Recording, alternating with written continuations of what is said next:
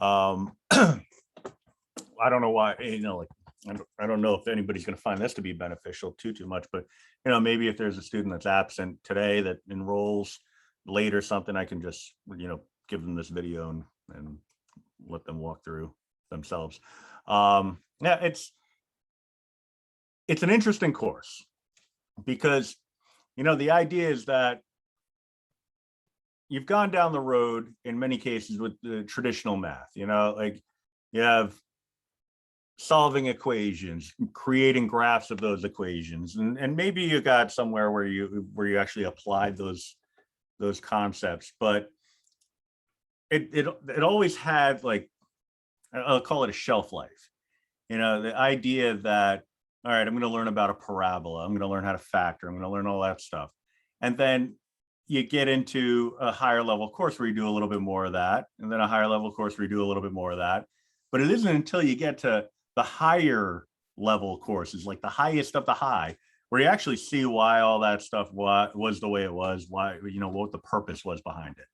The benefit of a course like this is you can see the value of it right away, right?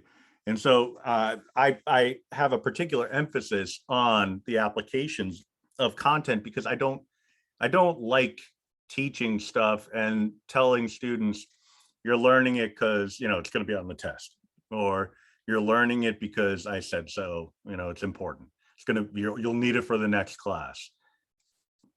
Sometimes that has to be the way, but wherever possible, I don't want it to be that way. And in this course, there's only a handful of courses where it's like that. This course, statistics is another course. A quantitative reasoning course that it's very much like that also, where you can start to see the applications right away, right? So we go into the course. The landing page should be the announcements page. And what I'll do here is I'm just going to use this as just a general space for, well, the obvious thing is for announcements, but related to upcoming events, due dates, and things like that. All right, because calendar features with Blackboard it's just a nightmare. All right, so I'm in the process of updating the grade book and assignments, because yet another thing that you probably don't need to know, but in the beginning of a semester, we port the course from the previous semester, so all the dates are wrong, so yeah, so that has to be adjusted, and sometimes things slip through the cracks and it takes me a while to get on top of it, but it gets taken care of at some point. It's just a matter of when. All right, so you'll see all of your announcements on this page, so anything that's relevant will be posted here. We're going to have, you can see kind of on the side here, some of it's not visible on your end, these things not yet, but they will be. But you can see the other things. One of them is a discussion board. All right, so I'll make announcements related to, okay, there's a new discussion board prompt available and it's due on this date, so things like that. But let me go to the obvious place to start here. You got your first day of class, and then you got the orientation quiz for this course. All right, I have a different one for every course. All right, it's going to look different on your end. I don't know why it's like this on my end, but it is what it is. So the first task is to read through, outline, and overview, but I'm going to take you through that anyway in order to get an idea of what the course is all about. I tried to make something that I could use for both my online courses and the remote courses and in-person courses. So, some things will be like, well, we did that in class, why are you telling us to read it? It's just so I have it. Complete the orientation quiz and then post an intro in discussion topic 0. Introduce yourself. All right, because it's topic 0 because it's not a topic related to the course. So, that's just my way of doing it. I'm actually going to tack on a new one. Complete, or well, it's going to be subscribe. It's completing a bonus opportunity, but subscribe to TCAN 290. You see, I can't type either, so on YouTube, for 3 bonus points.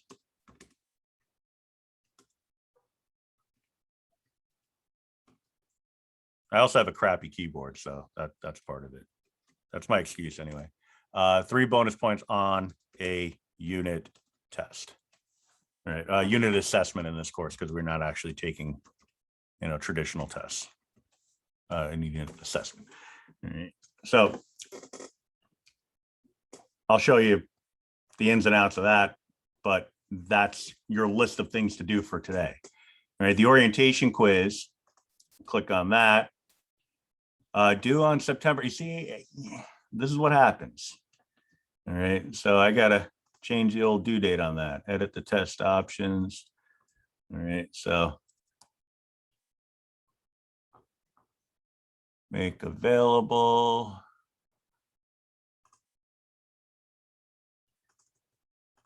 All right, so you're gonna do that by midnight tonight. All right, it's a quick one, so it's really not too many ways to screw it up. So I'll just kind of walk you through it real quick, because I'm going to take you through the course in a sec anyway. But true or false, the best way to contact me is by calling the college and leaving a message. True or false, 3 times late equals 1 times absent. So things like that will be covered in a couple of minutes when I take you through the syllabus. All right, like all this stuff. But then the easy stuff at the end: why are you taking this course? A thoughtful answer gets full credit. What are your career plans and why?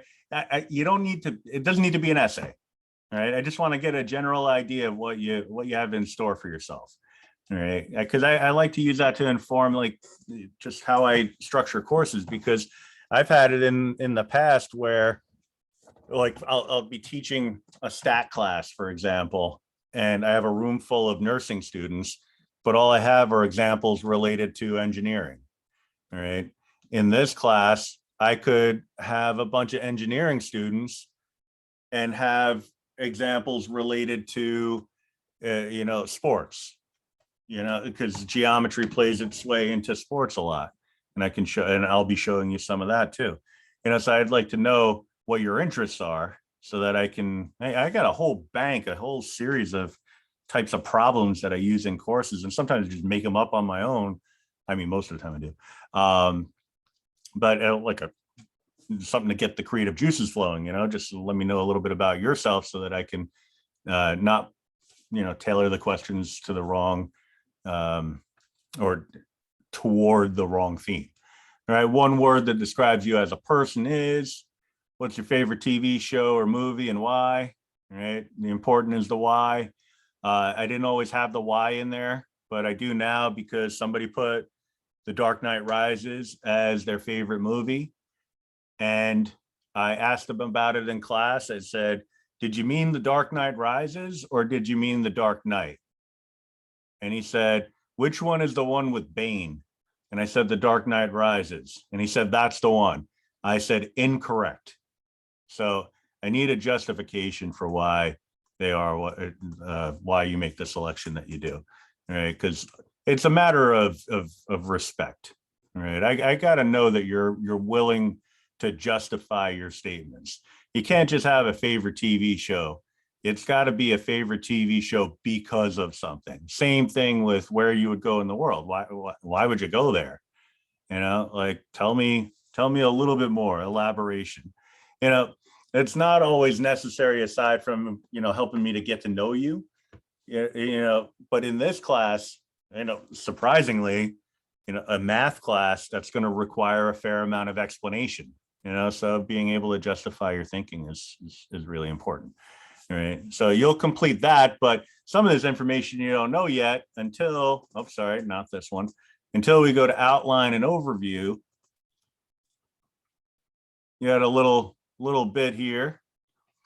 The best way to contact me is via email. You see it says bold there, at Theodore Can, blah, blah, blah. Yeah, it's really the best way. Honestly, you're not going to want to contact me through the messaging in Blackboard.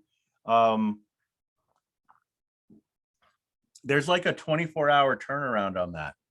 I don't know why. If it's a setting that I can change, I don't know how to change it. Yeah, so what'll happen is if you use like the messaging in Blackboard, you'll send me a message. It'll be in my Blackboard, but I won't know it. All right.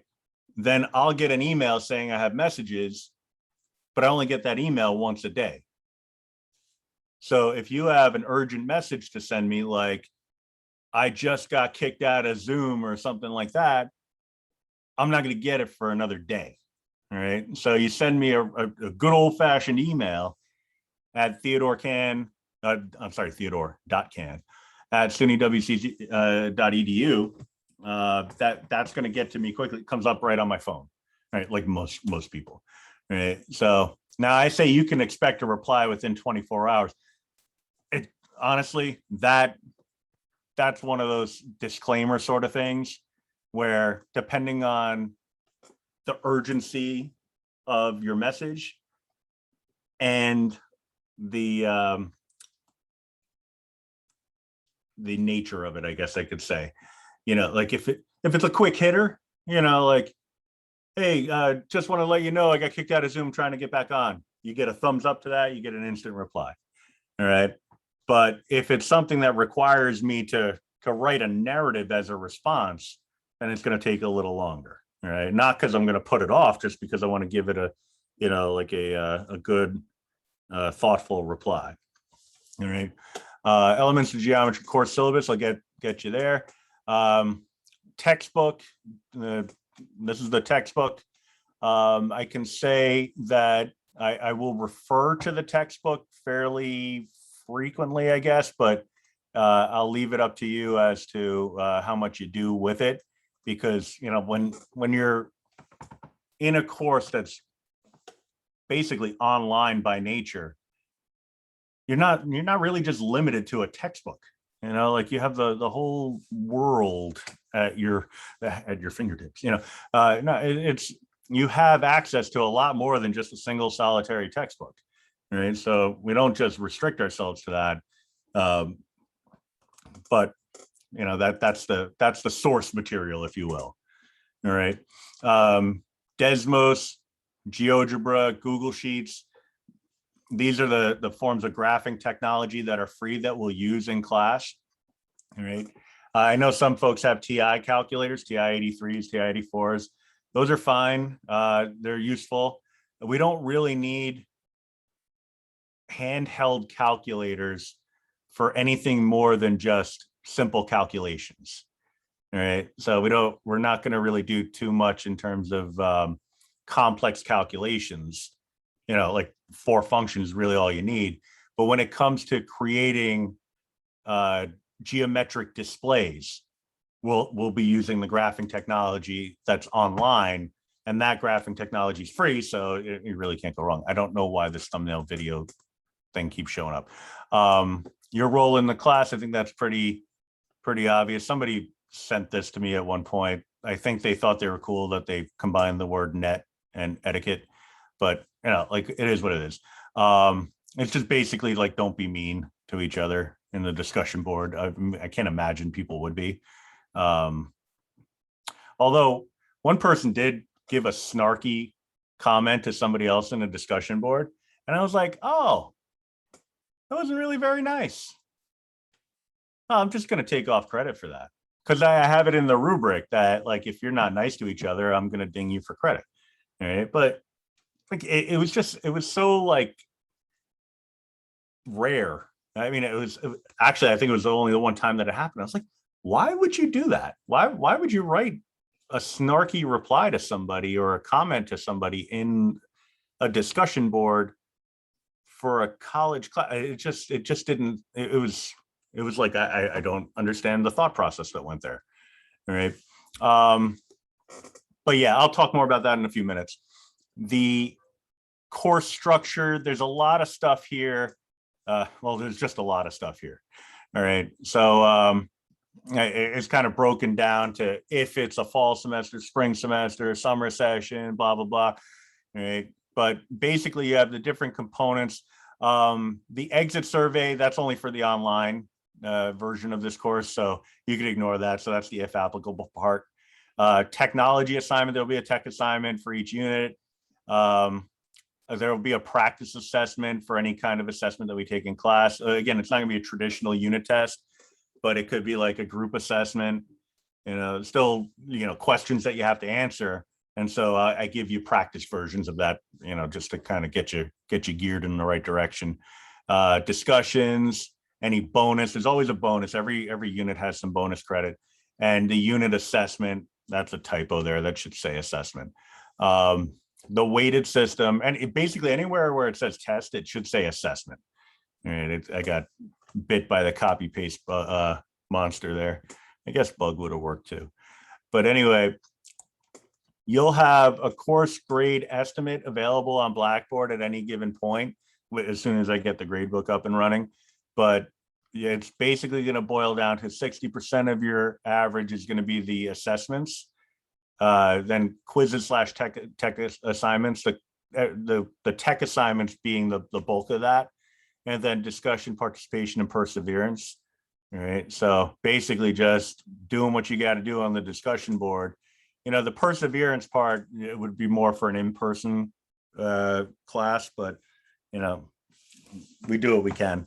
So I don't know what an unauthorized token is going on here. All right, well, I got a pop up, sorry. Anyway, late work, I say it'll only be accepted under extraordinary circumstances. That's me being tough and strict and stuff like that.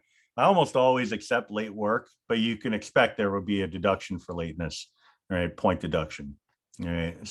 So you can kind of look at that as late work will be accepted for full credit under extraordinary circumstances. So if you have a dang good reason why your work is late, if you were stuck on I-95 in Virginia last week or 2 weeks ago, that's a pretty good reason why your work was late. I mean, you're there for like 48 hours or whatever it was. Yeah, different story. And like it all varies. I have gotten emails from folks saying, I'm sorry, my assignment was late. There were extraordinary circumstances beyond my control. They're like, okay, cool. What were they? You can't just say extraordinary. Don't quote me. Like extraordinary circumstances. You got to tell me what the extraordinary circumstance is. I don't want to pry, but I need something. So basically, I'm pretty flexible when it comes to all this stuff. It's just you gotta communicate, and you gotta have good reasons and rationale and stuff like that. If you miss an assessment, there's got to be communication, and there's got to be a good reason. I mean, there's too many students that do a disappearing act on the day of assessment, and then come back and say, when could I make up the test? They're like, why'd you miss the test? In this case, assessment. I'm going to do that pretty frequently. They say, well, I had to work late. All right, sorry. That's not. I mean, that's not a reason. I mean, it's a reason, but it's not an acceptable one. So you got to work around this. I mean, this is a commitment. You want the grade, you want the quality points on your transcript. You got to do your part. But most people do. It's just what I have to do is I got to speak to the sins of the forebears. So what happens is, somebody screws up in the past, and I lecture the incoming students, hoping to avoid it and from happening again. Right. But yeah, we don't ever want to let time go by without the communication factor coming into play. If you're missing class and you're not communicating about it, then good things are not going to happen. Right. So you gotta be on top of that. All right. To access grades, you'll see student grades in the left panel. You'll click on that and you'll see your course grade estimate at any given point. Again, once I get the grade board up and running, expectations for discussion board participation, online assessment instruction. Everything else after this is really from the college.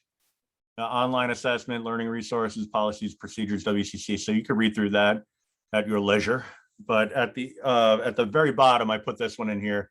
I copied and pasted it from the college website, but it's basically, like nobody ever tells students how they can find their grades at the end of a course. Everybody thinks it's through Blackboard. Their final grade gets posted onto their MyWCC account. And then for unofficial transcripts, you want to be able to transfer your credits somewhere, if you're a visiting student, and even if you're not, maybe you just want to access your transcripts. And it's like, how do I do that? It's like nobody really goes out of their way to tell you. So I figured I would just pop that in there. We'll take a look at the expectations for discussion board participation, and then we'll get to the full-blown syllabus. So I'll click on that. So throughout the course, there will be several instances where participation in the discussion board will be required. I say several because I don't want to commit to a number. The minimum expectation is that you would make at least one post per topic and reply to the posts of 2 other students. Quality of your postings will be rated according to the attached rubric, which I'll talk to you about in a minute. Please take some time, carefully review that. We're going to do that in a minute. And the rest I think is just niceties. All right, but let me go back. Follow the breadcrumbs.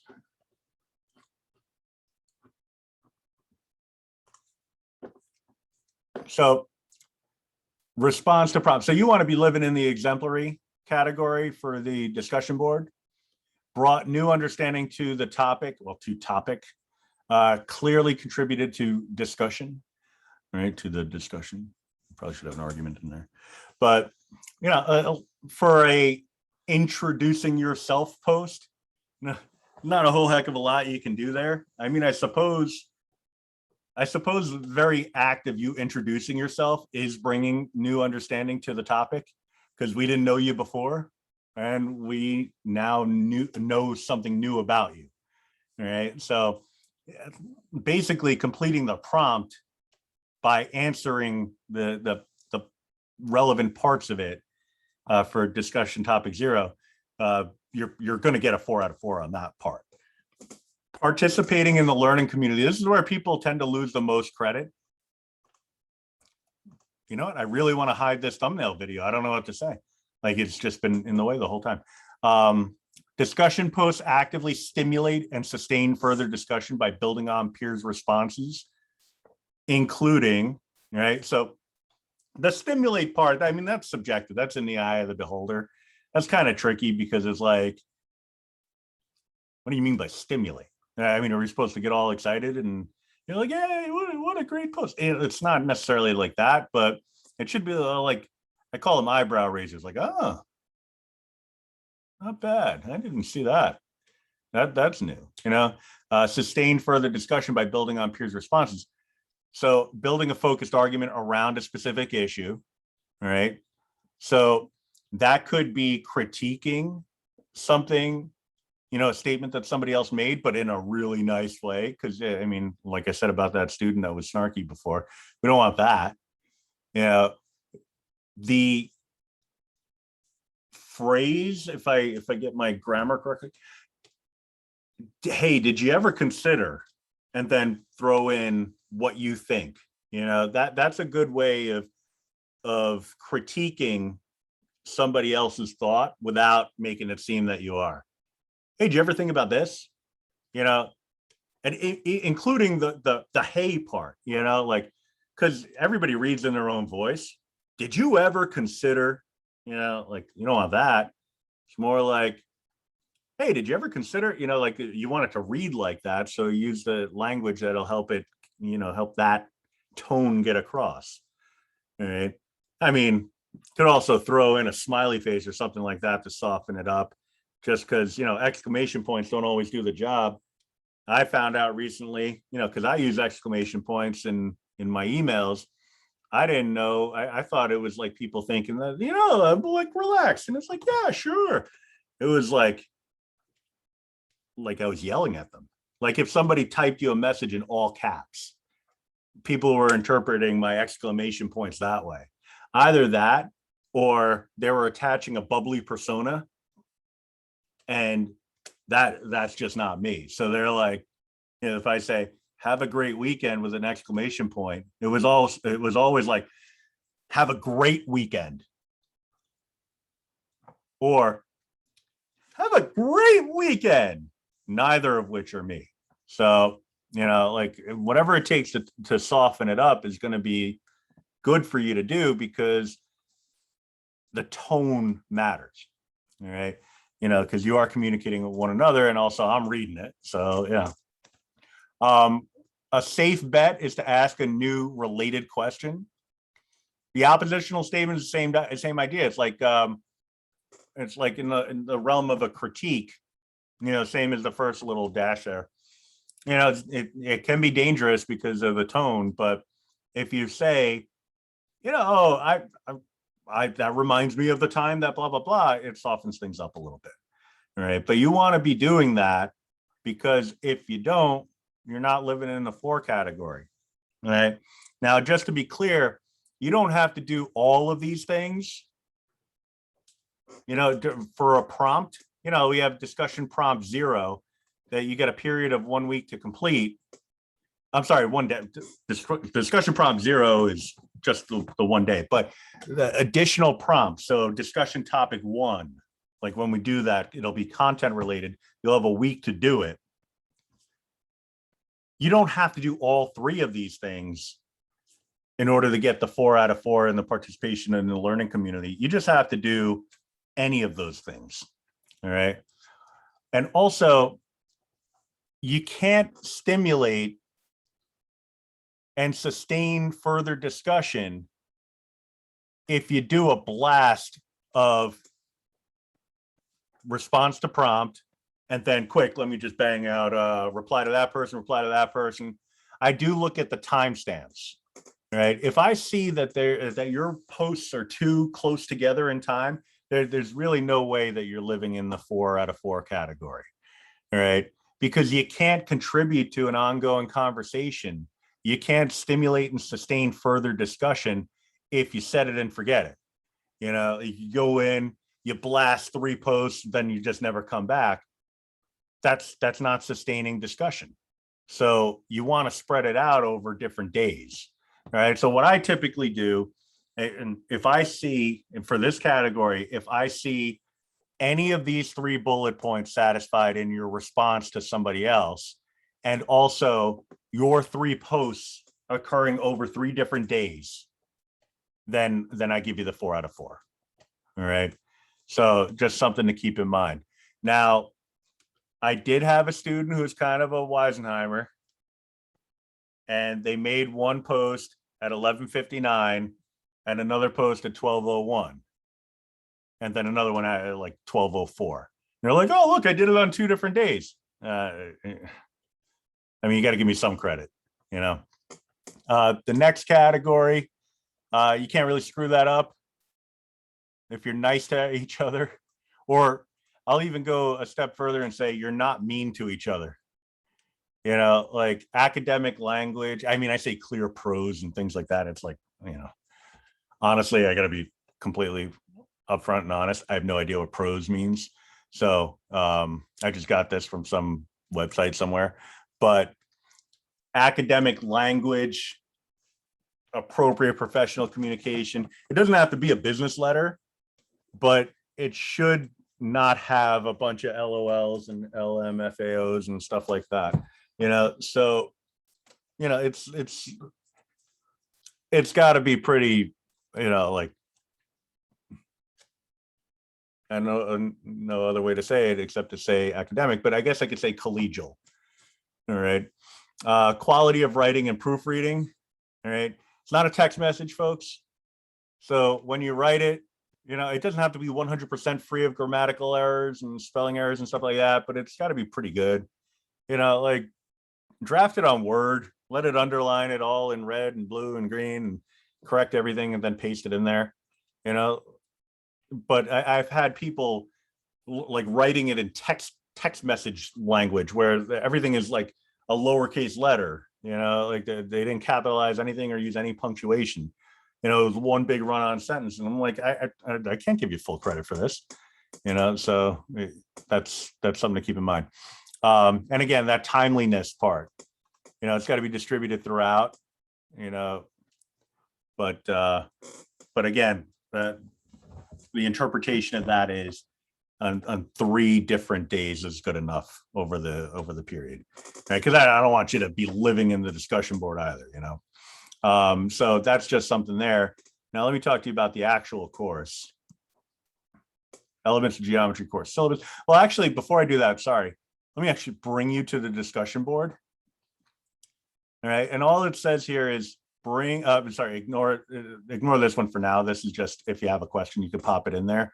But really, like I said, you can just, if you have a question for me, you can just email me. All right. So the questions to each other, you could definitely pop in here. All right. But this is where we're living right now. Take a few moments to introduce yourself to your classmates. Be sure to address the following key points. Reply to the comments of 2 of your classmates. All right, your preferred major. I'm sorry, preferred major. Well, I guess that works too. Preferred name, your major, hobbies, fun fact about yourself. All right. So that also helps me with attendance. So, you know, just, you know, if your name is Jackson and you go by Jack, you know, like that would be helpful, you know, to know. So, I mean, it's not the end of the world. I mean, I've definitely gone through classes where I let the teacher call me Theodore. Like I go by Ted, but I'm like, whatever. I just don't want to do it. You know, I'm only going to talk to you like 2 times the whole semester. You'll just call me Theodore. It's fine. You know, so, but you know, it's information. It's never a bad idea. All right. Yeah. So back to the syllabus. Oh, look, I posted the right one. So you got the course number, you got all that information, the email address, Professor Ted Can. It's Can. I probably should have led with that, but you know, like I get a lot of Con. I get a lot of Kane. I don't know why. There's no rationale for that one. The Con, I think I understand, because I think it's like for 2 reasons. One, because of, you know, like a more typical name is CAAN. And no matter how many times people see CANN, they in their mind interpret it as CAAN. The other is, well, it can't be Can. That would just be stupid. It's got to be something. It's got to be Con, you know. So no, it's the stupid one. So that's my name. So anyway, office hours by appointment. Office hours are kind of tricky because, I mean, let's just put it this way. You're taking a class at night for a reason. I'm teaching a class at night for a reason, right? Because we're doing other stuff during the day. Now, maybe that's taking other classes. For me, it's teaching other classes. All right. So I am booked solid throughout the day, every day. All right. So what I do is if somebody wants to meet, I can do it after class. Yeah. And it's like, oh wow, how nice of you. Like 9 o'clock at night, you're gonna meet with us. What I typically do is I cut class short, you know, by a few minutes. You know, we'll never stay to the end, just because I always have activities for you to work on, assignments for you to work on, and things like that. But I also, even if I didn't, I'd still cut it a little shorter, just because I like to build in a de facto office hour at the end of class. So like half an hour or so, just for Q&A on an individual level. So it's not really like an office hour per se. It's just like me working with students individually. Right? So you'll always have that time built into the class structure. The thing is, it takes, dedication is not the right word. It's more like, I'm just trying to think, like the word when you're like on a diet and you're trying to not crash and eat that candy bar. Commitment. Commitment, perseverance, you know, like anything. Yeah, it's something along those lines. But it's basically saying, you know, like, I know class is technically over, the lecture part of it. If I don't have any questions, I guess I could leave. But I do have questions, so I should stay. But if I stay, that means I'm still here and I don't want to be here. So I don't want to stay. So I'm not going to stay. But I still have those questions. Yeah, but I'll ask next time. Or I'm sure I'll figure it out at some point. So I'm just going to go because I don't want to stay. When what's best for you would be to stay and ask those questions. You know, oh, I don't want to wait my turn to ask my question. There's one other person ahead of me. And no. Come on, you got to stick around. You know, you got to stay. All right, because then what happens is, you know, you have misconceptions, and this is still a math course. I'm going to ask you to do some writing, but still a math course. When all is said and done, you know how math courses go. One concept builds off another, builds off another, builds off another. And before you know it, it's like, oh, I probably should have asked for help 3 weeks ago, and now I have no idea what's going on. You know, so, you know, just food for thought. Right. But I'll always remind people, it's just it's not detention. So I'm not going to say, hey, you need to make sure you stick around, because I don't want to force somebody to do that, because that's terrible. You know, so you should take it upon yourself. You got to take that onus. You got to be responsible for that. All right. So you see a phone number there. That is like if you want to talk to somebody who is not me. Right. I don't do the phone thing. Right. It's just I suffer from phone phobia. It must be a real thing because there's a Wikipedia page for it, but it's one of those things like I won't even answer phone calls from like beloved relatives because it's a phone call. So if somebody calls me, I reply with a text. Somebody calls this phone number, which is not a direct number to me anyway, because I'm not on campus. It's the school office, the School of Mathematics office. So you'll get one of the administrative assistants there who would then email me that so-and-so tried to reach out to me, at which point I would then email that person and say, what's your question? You know, so the phone thing just isn't happening. All right. So yeah, absolutely do not call me ever. No, like I'm sure there might be some circumstance where you might have to call that number. I just can't imagine what that would be. All right. Course description. I mean, I got to imagine you had some idea what that is. I mean, you're here, you registered for the course. So yeah, but basically, I mean, some of it is just, you know, like, what does that mean? Constructions, we're going to build stuff. No, it's actually geometric constructions, it's pencil paper, but it's pretty cool stuff. Same thing with the transformations, three-dimensional fractal geometry. All pretty interesting stuff and really awesome to look at. Really cool visual stuff. You know, and we go through the discovery approach more than anything else. You know, it's not really a matter of, you know, for better or for worse, it's not really a matter of me saying, all right, here are the 5 steps to solve this problem. Now you do this and practice this for 30 times, you know, 30 problems, and now we'll take a test on it. It's not really like that. It's not that at all. All right. So I'll give you more of a sense as we go forward, but just expect this to be not the traditional math experience. That's really what it's coming down to. All right. What does that look like? Oh, well, stay tuned. Mode of instruction, synchronous remote, just a reminder. I mean, because I've gotten a few weeks into a class before. I mean, we're a couple of years into this way of teaching now. And I'd have students, you know, just not showing up for the lecture. I'd be like, hey, you ever plan on coming to class?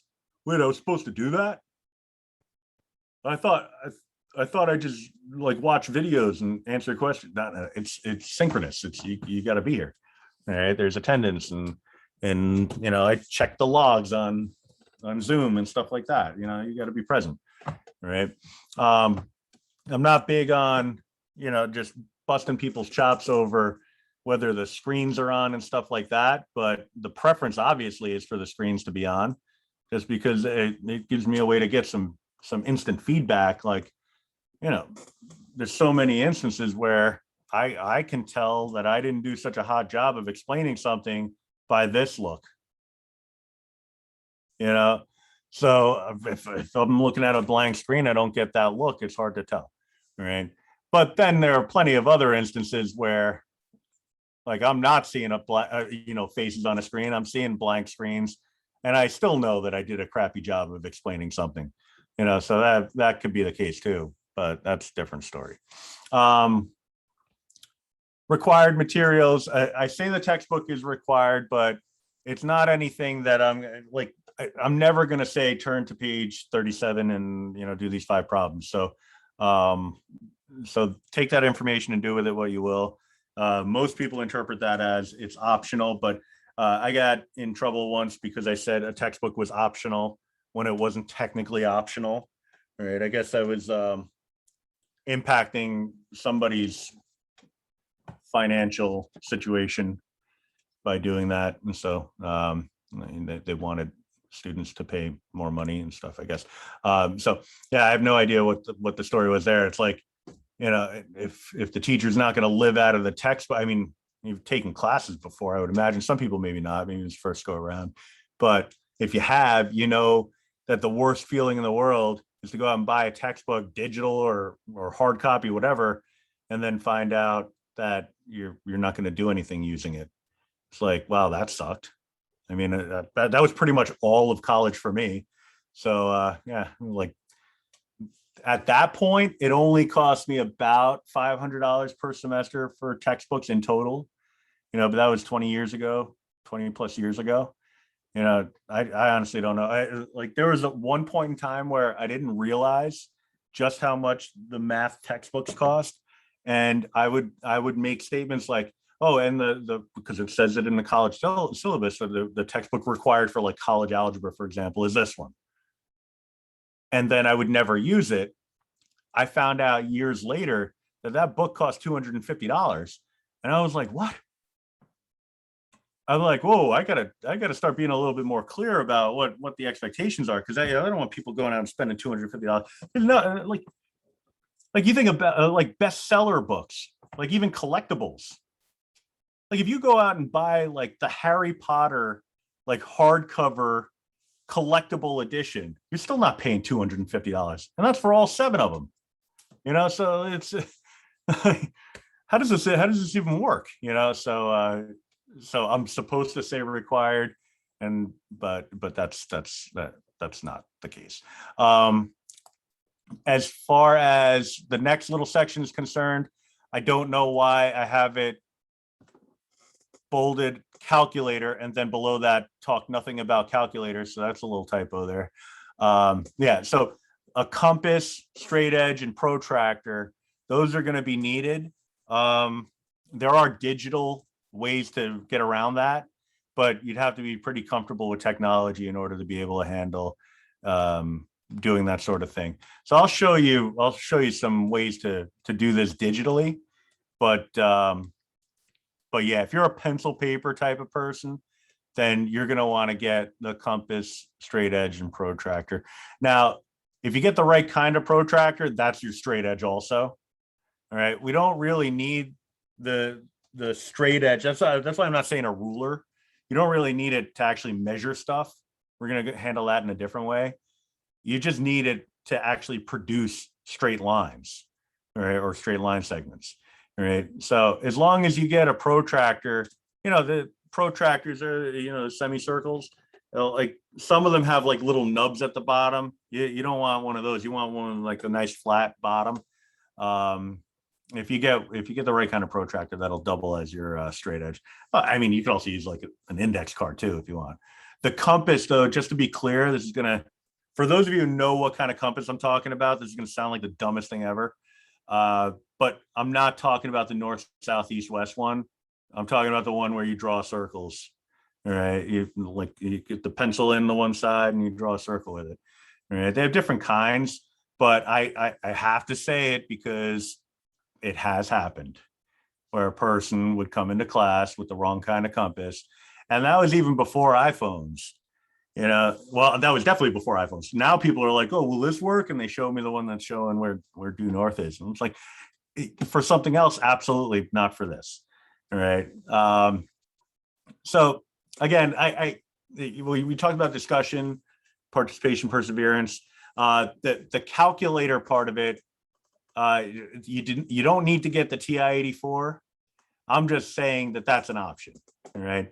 We're going to be doing a lot of stuff. I mean, with a remote class that meets online, we have online options available to us. So we'll go down that road, and that'll be the better way of handling it, because that's the free road. It's I don't know. It's kind of almost like I put this here so that I can tell you how much money you're not going to have to pay, unless you already have one of those calculators, in which case you already paid it. Sorry. All right. I'm sure you'll use it for a different class though. Tests. Again, you see the word tests, replace it in your mind with the word assessment. I'll make that change and update the syllabus sooner rather than later, but it's not going to be your traditional unit tests, multiple choice and stuff like that. All right. But they have specific dates, and there will be preparation, review, and all that stuff. So you still have ways to prepare for these things. It's not going to be an ordinary test. And the benefit of having those practice assessments is that you'll get an idea of what the actual assessment will look like. All right. Attendance. I'll take attendance each class. I did it earlier today. I'll always make the statement at the end of class. I'll say, if you came in late, check with me before you go. And then I'll say some niceties after that. But that's not so that I can give you a hard time for coming in late. It's so that I can fix my attendance so that you're only marked late as opposed to being marked absent. All right. Because being late is a lot more forgiving. When it comes to lateness, you'll see, I mean, it happened today. Like I'm usually just running into the house, getting on the computer at the last minute, just in the nick of time to log on for 6 o'clock. But I'm sure there are plenty of other people like that too. So it's 6 o'clock. And then what happens? The computer crashes on me, like, and it's like, all right, like today I accidentally initiated an update of an entire operating system 20 minutes before I needed to use a computer. Probably not the brightest move, but fortunately I have a backup computer, which is actually a better one anyway. So all that is my way of saying, if you're a little bit late, you're fine. Right, a little bit late, like 5 minutes, first 5 minutes, 7 minutes, you're going to be okay. Right, it's anything after like that, 7-10 minutes. That's when it's like, all right, well, now I got to mark you late. All right. So what I do is I run through the attendance. We got 26 people enrolled in the course now. Assuming that number stays roughly level, it's going to take a little while to get through attendance. Right. So what I do is I run through the attendance. I do a double check by running through all the names of the people I have marked absent already. And if the folks came in while I was taking attendance, but they just missed their name, I still mark them present without marking them late. Anyone out after I close the book on attendance, then you're late. All right. And that process usually takes 5 to roughly 10 minutes. I mean, it's usually around the 7 minute, like 6:07, I'm done. I just happen to notice these sorts of things. Sometimes as long as 10 minutes into class, but you're kind of playing with fire if you wait that long. All right. So if you're going to be late and it's a reasonable explanation, send me a message, let me know. All right. If it's a reasonable explanation and it's like a one-time deal, so for example, I had a student who got held up at work.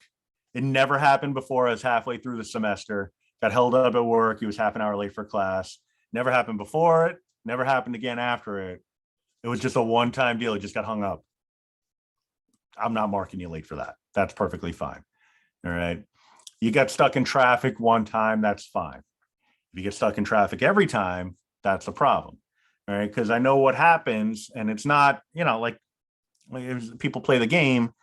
It's like, all right, I got work that ends, I get off at work at 5 o'clock. I got a class that starts at 6 o'clock, but I work in downtown Manhattan. and I need to get home to log on, like, are you going to make it in time? I've had students say, and it's really bad. I feel terrible because the student really did not understand what I was trying to say, even though I don't think I could have been any clearer. Student said, "Hey, I just wanted to give you a heads up. I work pretty late every day. I'm going to be about 15 to 20 minutes late to class every day." And I say, "Yeah, so that's not going to work. You can't do that." And I guess something about my demeanor made him think that I was joking. And so I was like, "Yeah, just so you know, I'm not kidding about that." And he's like laughing. "Oh yeah. Oh, you're good. That's a good one." And then he walks away. Next class, he's 20 minutes late. And I'm like, "Just so you know, marking you late." "Oh, ha ha ha." Like half of the semester goes by, and this student thought I was excusing the lateness every time. I was like, I gotta tell you, you are failing the course. Yeah, and he's like, "What do you mean?" I'm like, "You come to class late half an hour every time. You said I could." That was the kicker, because like, I don't like to have conversations like that in front of other students, but like he made the comment to me to initiate the conversation, and I had to be like, "I did not say that was okay." And the whole class is like laughing. I was like, "Do you want to have this conversation somewhere else? Because this isn't going well." So it didn't end well for that student, but it wasn't really anything related to a misconception. It was like that's the policy. You got to be here on time, or at least close to on time. I mean, a couple minutes here and there is one thing, but if you have a conflict, you can't just hope it's going to work out. It's not going to. All right. I have enough data to back that up. All right. So if that's a conversation we need to have later, then you pull me aside and let me know. But hopefully that's not the case, because I don't find too many people try to do that. But like, "Oh, I got a class that starts at 8 o'clock. Is it all right if I cut out half an hour, 45 minutes early every day?" No, it's not. Like, I'm sorry, it's not. I wish it could be, but it's not. All right. So the incentive. So depressing stuff aside, the positive stuff now coming your way. If you're absent at most 2 times, all right, so anything more than 2, and this doesn't apply, you can drop your lowest assessment grade. All right. So what that means, we're going to take, and you can see the dates down here under test exams. I'll make the edits. Assessment schedule. We have the first assessment, February 16th, the second one, March 23rd, and so on. There are 4 assessments in total, right? Just because one of them's cumulative doesn't mean anything, because math is cumulative anyway. Like, how many times has there been a hard reset after one unit before moving into another unit? Like, "Oh yeah, okay, now we're going to just do something completely unrelated in a math class." Typically not the case. All right. So you have your 4 assessments here. If you meet the attendance requirement, as in you're not absent more than twice, then one of these assessment scores would go away. All right. Now you look at this and say, "All right, well, they're not going to be traditional assessments. It's fine. What's the big deal? I don't need to drop one of them. I'm going to do great on every one of them." Listen to what I'm saying. No, it's you have the first 3 assessments, February 16th, March 23rd, April 27th. Let's say you're not absent at all. And after that 3rd unit assessment, you are feeling great about your grade. Like, you wanted to get an A, you have an A average. You check Blackboard, you checked with me, you're pretty confident that's the case. Maybe you don't care about getting an A. Maybe you just want a B plus. Maybe you want a C. Like, you got to have something passing, right? But yeah, everybody has different standards, But if you're happy with your grade after that 3rd unit assessment, then you can drop the cumulative assessment.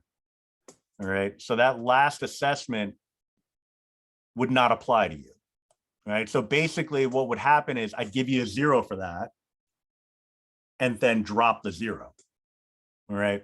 So it wouldn't factor into your average at all, which I think is great because that means you could be done with the course April 27th. All right. So the payoff for meeting the attendance requirement, all right, so not missing more than 2 classes. Now, for a class that meets once a week, I mean, if you miss more than 2 classes, you're kind of in hot water to begin with, right? Because like every class is 1/15 of the course, you know, so it's a significant chunk, all right. But yeah, if you only miss 2 at most, if you don't miss any, that's even better. But if you only miss 2, then you can drop one of the assessments. Now, that also would apply where, let's say you did poorly on one of them, like maybe the second assessment, you didn't have your best showing, you can drop that one, but then you'd have to take the cumulative assessment at the end. All right. It could also be the case where, you know, like you have an unexcused absence on the day of an assessment, but you still meet this attendance requirement. That 0 could go away. I mean, it would go away. Just be careful. 3 times late equals 1 times absent. All right. So if you miss attendance without a legitimate explanation, that's going to be considered a late. All right. Those start to add up. I have had instances in the past. I mean, you do this as long as I have, it's 24 years now, whatever. You do this as long as I have, you experience a whole lot of different things. I don't want to say everything because every semester brings something new, but I've had students who are shocked and appalled when I tell them at the end of the semester that they're not eligible to drop a drop an assessment, and they say, "But I was never absent." It's like, yeah, but you were late 30 times. You know, that's not possible in this class, but you know, you could be late 15 times, and that would be a problem. 3 times late equals 1 times absent. That would be the equivalent of 5 absences. All right. That's over the limit. All right. So you don't want that. Right. That's what I was talking about before when I was saying it could impact your grade. I don't take off points just because you're late. There's just a natural effect of being late. You lose incentives. You lose things like this. All right. Cumulative assessment, you know, same idea as a test. You know, there's going to be practice and all that stuff. Just disregard anything that says multiple choice. I can't believe I let these things slip through the cracks.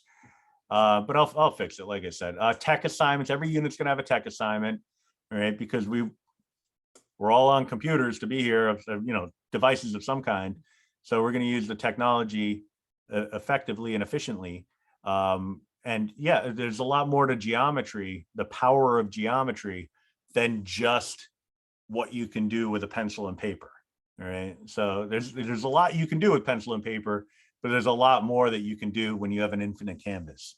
All right. So you'll see, but there's a lot of really cool stuff. We can really get a good sense of how 3-dimensional figures work, 3-dimensional solids, not just your ordinary things like a cube or, you know, a triangular prism or a cone or something like that, but like really intricate stuff.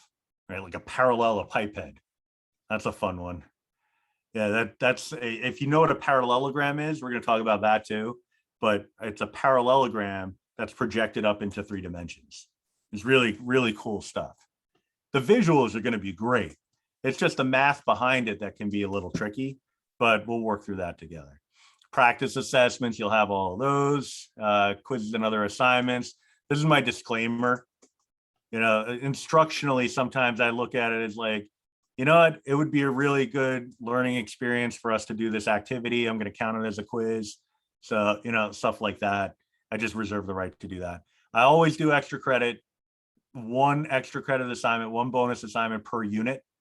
All right. For the first unit, it's the YouTube subscription. All right. So you just have to go to YouTube and subscribe to my channel, TCAN290. Right. It's honestly, it's not really to build up the number of subscribers for my own ego. I already have like 850 subscribers. I already feel fantastic about that. It's more so that you can get the notifications when I post a video that's relevant to this class. All right. So, at the end of the semester, by all means, feel free to unsubscribe, but maybe you'll forget and you'll stay as part of my subscription count. I don't know. Late work, I already talked about that, but you get the idea. Like, I'll give you full credit, but it's got to be a good reason. But I'll always give you some kind of credit, even if it is late. All right. Grading policy I talked about. Academic honesty. I tend to think of myself as a fairly nice guy. Sometimes I come across pretty intense. Like right now I'm probably, like sending a vibe to folks of like, can't tell if he's kidding half the time, can't tell if he's serious. Like, is he mean? Is he nice? We don't really know. You'll get a sense as we go forward. I'm actually the nicest guy I know. All right. But my facial expression never changes. I got to show you this. I mean, it's not something I'm proud of, but I went to take a passport picture the other day and I thought I had like a pleasant smirk on my face.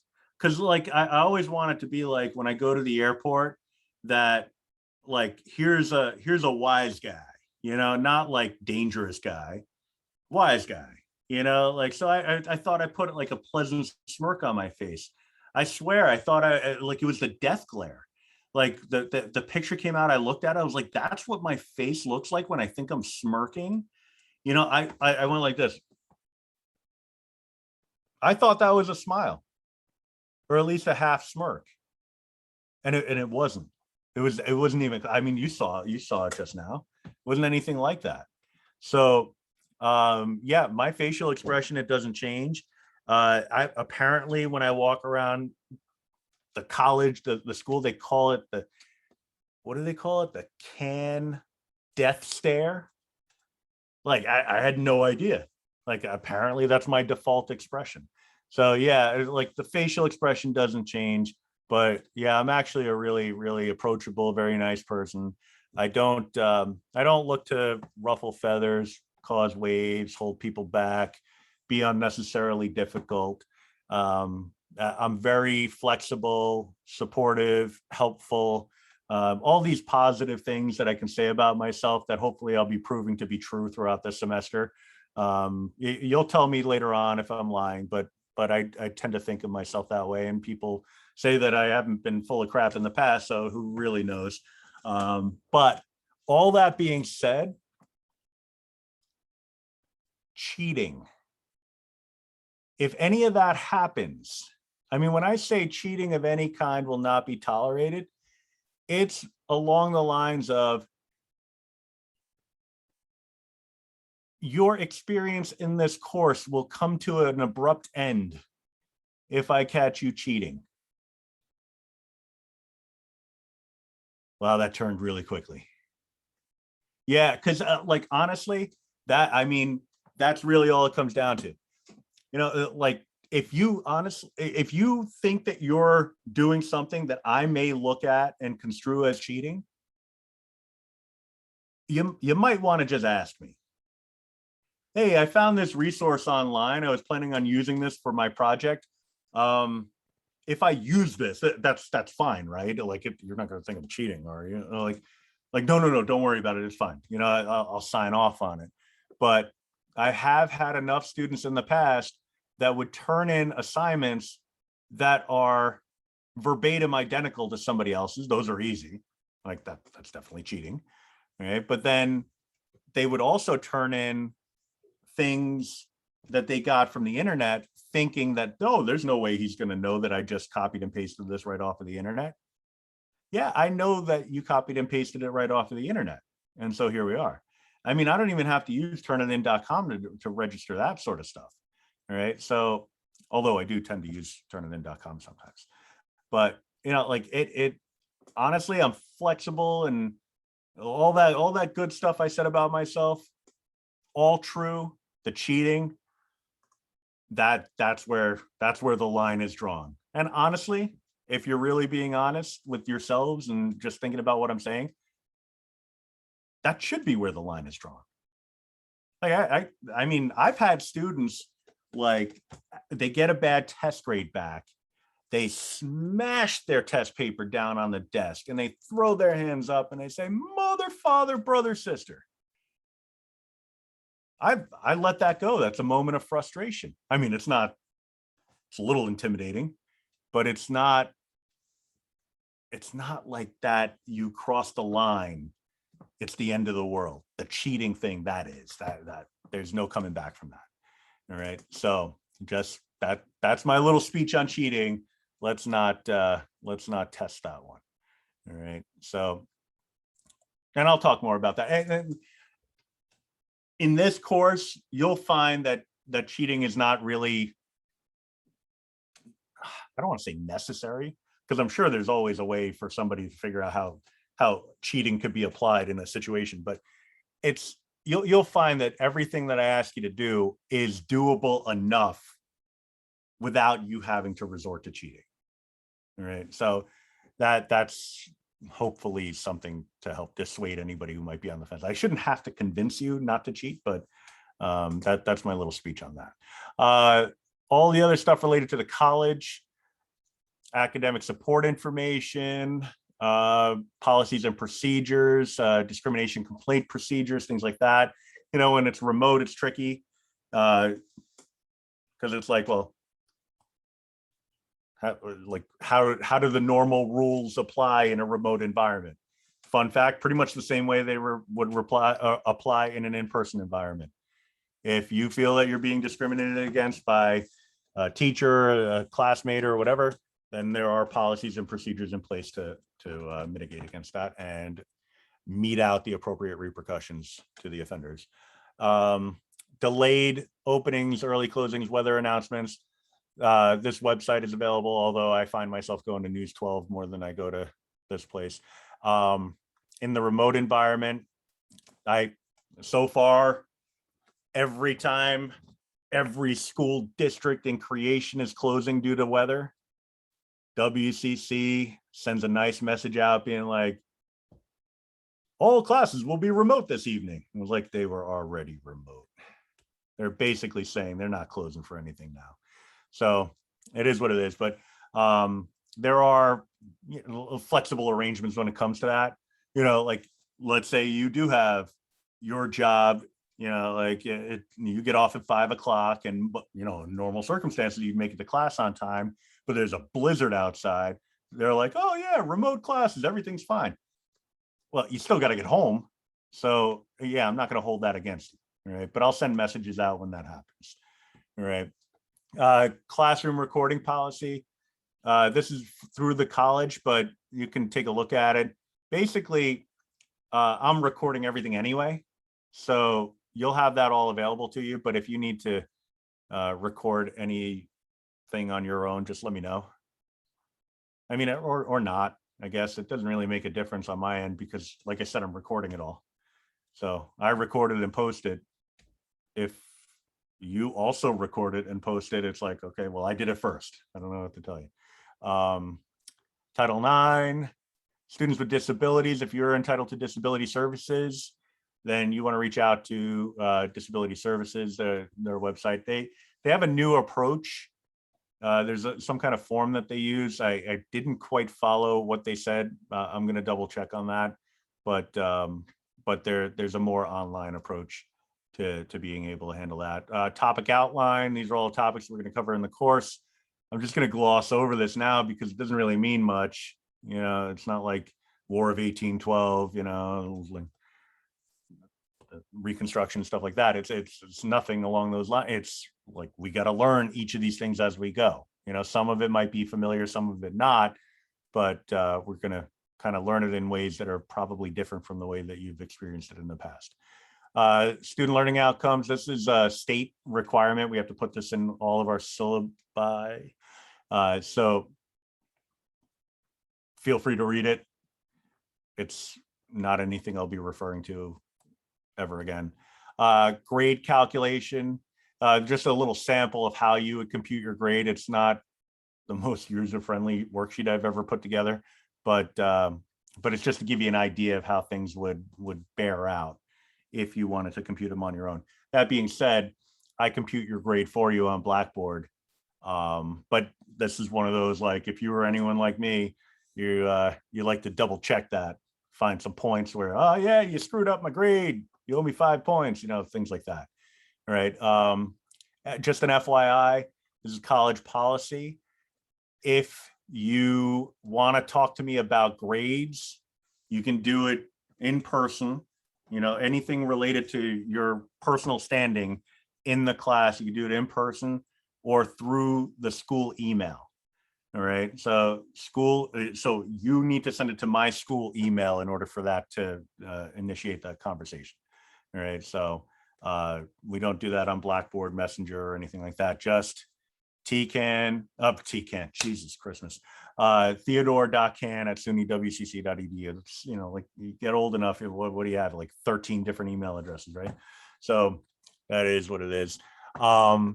Under course content, and this is the last thing we're going to talk about tonight because I don't want to keep you too long. You have blank notes, class notebooks, and additional resources. You're not going to do much with additional resources, but I post all of the notes in one of these two links. The difference is this is strictly blank notes. All right. So if you wanted to print out the notes, because some people want to do that. Some people want to use the PDF editors, so what I do is I use my iPad and my Apple Pencil, and I just annotate on the notes, and I connect it, I share the screen and all that stuff. So some folks like to go that route. Some people like to print out the notes and do it with pencil paper. And some people don't print out anything, and they'd rather just do it in a notebook and just refer to the pages online. So the blank notes, it's fully populated with all the notes of the course. There'll be some edits as we go, but you'll see two types of files in here. You'll see, you see one, angles and measurement, but then you see a PDF version of that. All right, this one is what's called a Good Notes file. So if you have an iPad, there's an app that I use called Good Notes that I use to annotate. It's pretty good. I've been using it for years and I really like it. This is ready to rock and roll. If you just pull this down onto the Good Notes app, you're good to go. But the PDF one is what most people are going to use. All right. So you would just, if you want the hard copy, you print it out, or you could just refer to these pages. All right. So that's where you would get the notes. But as we go forward, I'm also going to, well, it says it's not updated yet, but when we take notes in class, I'm going to annotate the file, and the product of that will be in the class notebooks link. All right. So there is always going to be a record of the notes that I take in class for you to have.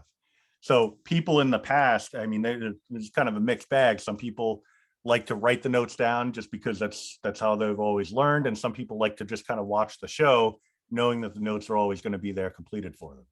So it's really up to you which way you go. But if a few weeks go by and the method you're using isn't working, then try something else. All right. So, and what happens is it's kind of a real-time edit. So if I make an annotation to the file, what's today's date? 1/19/22. Then it takes a minute, but it'll update on this end also. Eventually, of course.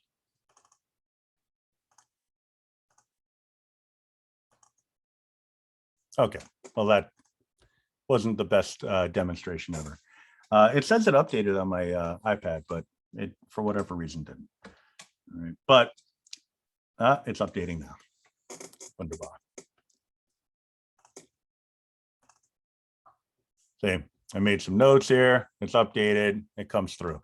It's not like a real-time edit, so it's not like you can watch it being transcribed here. So I'll be doing a screen share. So it's not like, a live stream of notes, but it'll be a screen share through Zoom. Right. But the record of it will be available by clicking on the class notebooks. All right. if you go into Unit 1, the Unit 1 folder, you get a list of all the topics that we'll be covering in Unit 1. The to-do list, very simple. I try to keep things simple. Come to class, any practice problems I ask you to do, and do the technology assignment. There's a YouTube playlist here. When we actually take notes in class, it's going to be recorded, and that recording will be posted to the YouTube playlist for you to review later on. If you miss class, it'll be there. That's not an invitation to miss class, but it's a fail safe. If you do miss class, you still have the ability to go and still get caught up. All right, you're still marked absent, but at least you're not going to fall behind as long as you do the work. All right. And also, like sometimes you get something in class, you understand it fully, completely, and then, class that meets once a week, 5 days later, you're like, oh crap. Well, I understood it last Wednesday, but now I don't understand it anymore. All right. And then there will be extra practice and stuff like that, but that's not available just yet. But the bonus YouTube subscription. So for 3 bonus points, I mentioned this earlier, you subscribe to my YouTube channel. But once you do that, take a screenshot of your subscription. So just any evidence. So like when you hit subscribe, just take a screenshot of that if you do it on a phone or on a computer, and just dump that in here under your submission. So browse local files and just pop it in there. And if you do that, as long as it says TCAN 290, my channel, and subscribed on it, you get the 3 bonus points. All right. So you'll have a week to do that, but I got to imagine you can pull that off pretty quickly. All right. So just a quick recap.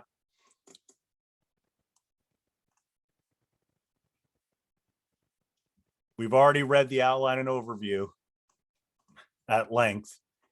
You're going to complete the orientation quiz. You're going to post your introduction into the discussion topic 0, and then subscribe to my YouTube channel. All right. Originally, I was gonna ask you to do a definitions assignment, but I've been kind of blabbing at you for so long. I figured I'd just kind of take it easy tonight. I'll save that one for next week, so I'll just make an edit there. But that'll be in the Unit 1 folder. All right. So I think it might have made itself available. Where is it? Yeah. This is not the one at the bottom here, and in week 1. I'm sorry, Unit 1. That week 1 assignment. That disregard that for now.